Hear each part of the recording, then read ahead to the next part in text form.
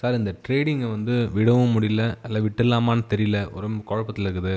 இல்லை ட்ரேடிங் உள்ளே வரத்துக்கு முன்னாடி வரலாமா அப்படின்ற கேள்விகளுக்கும் ஒரு சின்ன என்னுடைய வியூஸை உங்கள் கூட ஷேர் பண்ணுறேன். அதாவது நீங்கள் செஞ்ச தப்பை திரும்ப திரும்ப பண்ணுறீங்களா?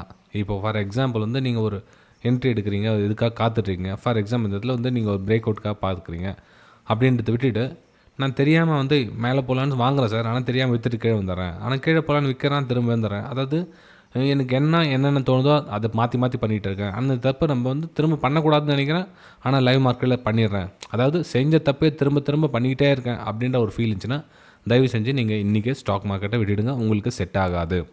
ஓகே, ஏன்னா நெகட்டிவாக நான் உங்களுக்கு சொல்கிறேன்னு நினைக்காதீங்க. ஏன்னா சும்மா போகாத ஊருக்கு வழி தேடிட்டு இருந்தாலும் எந்த பிரயோஜனமும் கிடையாது. ஏன்னா ஆக வேண்டிய வேலை நிறைய இருக்குது, எவ்வளோ விஷயங்கள் இருக்குது. நம்ம ஏன் முட்டி மோதிட்டு அது பின்னாடி ஓடிட்டுருக்கணும்? எப்போ நம்ம செய்கிறது பிரச்சனையை தெரிஞ்சு நம்ம அந்த தப்பை இனிமேல் பண்ண மாட்டோம் அப்படின்னு நீங்கள் நினச்சிட்டிங்களோ அப்போ நீங்கள் ஸ்டாக் மார்க்கெட்டில் தாராளமாக இருக்கலாம், வேணான்னு சொல்ல வரல. ஆனால் பண்ண தப்பையே திரும்ப 1 time 2 time 3 time 10 time 50 time திரும்ப ஒரே தப்பை திரும்ப பண்ணிகிட்டு இருக்கீங்க அப்படின்னா நீங்கள் இருக்க வேண்டிய அவசியமே கிடையாது. விட்டுட்டு வேறு நல்ல வேலையை பார்க்கலாம். ஓகே, இல்லை சார் என்னால் திருத்திக்க முடியும் அப்படின்றவங்க தாராளமாக உங்களுடைய அடுத்த லெவல் நீங்கள் ஸ்டாக் மார்க்கெட்டில் இருந்து இன்னும் நிறைய விஷயங்கள் கற்றுக்கலாம்.